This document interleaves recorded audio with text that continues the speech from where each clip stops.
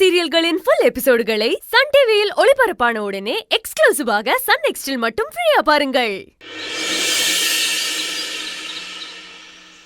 அப்போ பிரச்சனை நடக்க போகுதுன்னு அவனுக்கு தெரிஞ்சிருக்குன்னு தானே அர்த்தம்.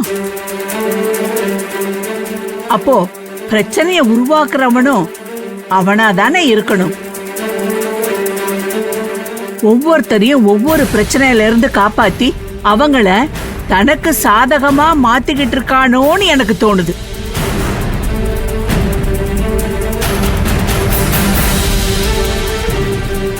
நீ கூட இப்ப என்ன நினைக்கிறியோ எனக்கு தெரியல.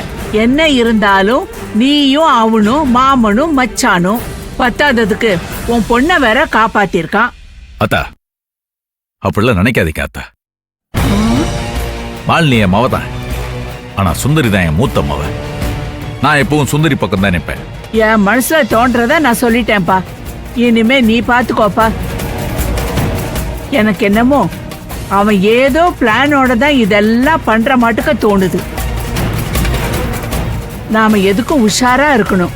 இல்லைன்னா நம்ம தலையிலயும் மிளகா அரைச்சிட்டு போயிடுவான். அவன் திருந்தியெல்லாம் வரலப்பா. ஏதோ ஒரு திட்டத்தோட தான் வந்திருக்கான். சுந்தரிய கஷ்டப்படுத்துறதுதான் அவன் திட்டத்துல கட்டமா இருக்கு. அத்தா ஒன்னும் கவலைப்படாதீங்க. அவன் என்ன திட்டம் போட்டாலும் சுந்தரி கிட்ட கூட நெருங்காம நான் பாத்துக்கிறேன். சுந்தரி என்ன நினைக்கிறாளோ அது மட்டும்தான் இந்த வீட்டில் நடக்கும். எல்லாம் அந்த வெக்காளி ஆத்தாளுக்கு தான் வெளிச்சம்.